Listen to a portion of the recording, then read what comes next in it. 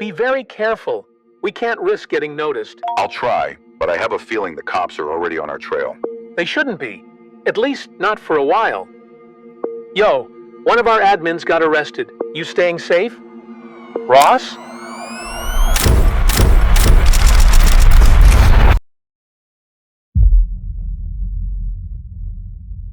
In early October of 2013, the Silk Road Marketplace, run by Ross Ulbricht under the alias Dread Pirate Roberts, was seized by the FBI and shut down permanently. For a moment, the dark web drug bazaars quieted, but even as Ulbricht was arrested and later given 2 life sentences, whispers in the underground promised a rebirth. By November 2013, a new site, the Silk Road 2.0, mirroring the old platform, quietly went live. A mysterious new operator would soon emerge to carry the DPR legend forward.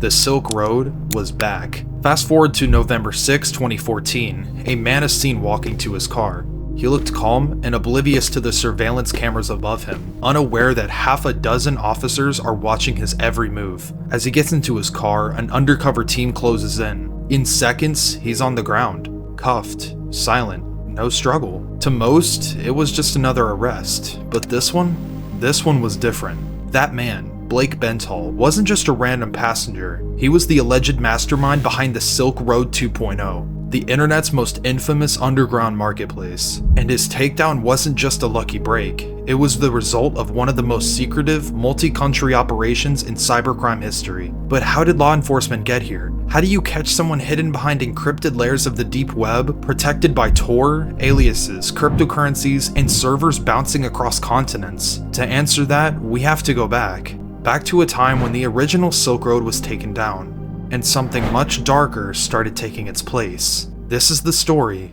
of the Silk Road 2.0.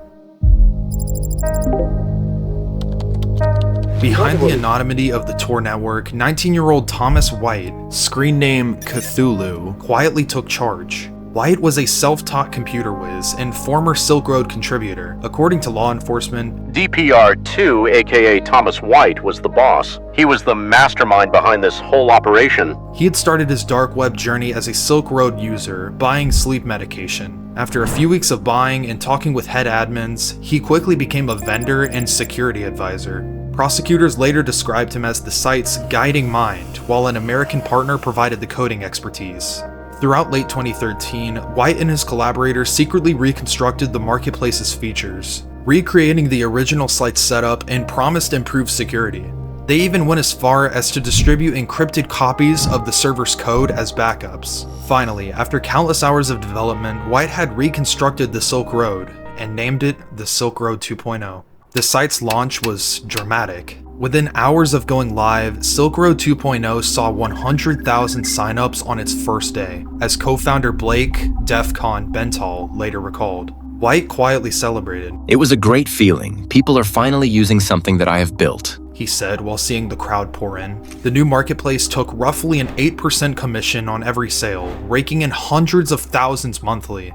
At its peak, it was processing roughly $8 million in Bitcoin sales each month, with about 150,000 active users. By early 2014, Silk Road 2.0 had become one of the most extensive, sophisticated, and widely used criminal marketplaces on the entire internet. Thomas White's operation ran almost exactly like its predecessor. He oversaw a staff of moderators and coders, including Blake Benthall, a former SpaceX engineer who handled the server maintenance. Together, they enforced the site's rules, vetted vendors, and even waged digital wars to protect their turf. One Silk Road 2.0 administrator later admitted helping organize a denial of service attack against a rival market.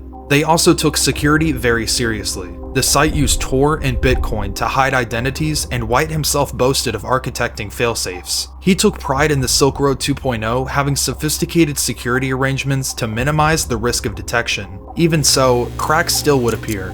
In late December of 2013, after a few Silk Road administrators were arrested, White announced he was retiring from the active duty at age 19. He still owned the site, but he stepped back, presumably hoping to avoid Ulbricht's fate. Then, disaster struck on February of 2014. A detrimental flaw in Bitcoin's protocol allowed hackers to steal $2.7 million from the Silk Road 2.0's escrow accounts. The administrators scrambled to refund victims, but the episode shook users' confidence. Throughout 2014, the market also faced competition from other darknet bazaars, fuel for turf wars. Unbeknownst to White and his partners, law enforcement had already infiltrated their operation. Undercover agents joined Silk Road 2.0's forum and even worked as customer support moderators. One of these being Jared Diryegian, a special agent from the Department of Homeland Security. Behind the scenes, computer scientists found a way to unmask Tor hidden services. Carnegie Mellon researchers developed techniques that, once subpoenaed, exposed the location of Silk Road 2.0 servers. The FBI traced those servers to Benthall and White.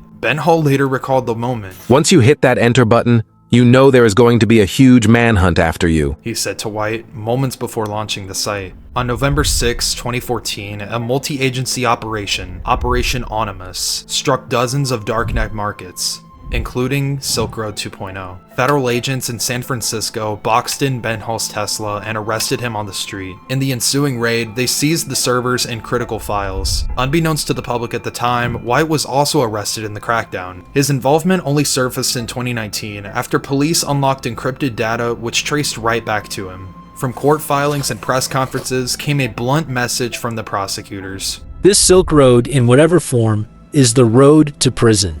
U.S. Attorney Preet Bharara warned. Indeed, the end had come. Silk Road 2.0's website went dark under FBI and Europol control on November 6, 2014. The dismantling of Silk Road 2.0 brought the fall of its key players. Blake Benthall, or DEFCON, eventually pleaded guilty to narcotics, trafficking, and money laundering in 2015, and testified against others. He cooperated with investigators, and after 8 months in jail, he was released. By 2024, he was reportedly working as a blockchain entrepreneur. Brian Farrell, or Dr. Clue, another top admin, got 8 years in US prison in 2016.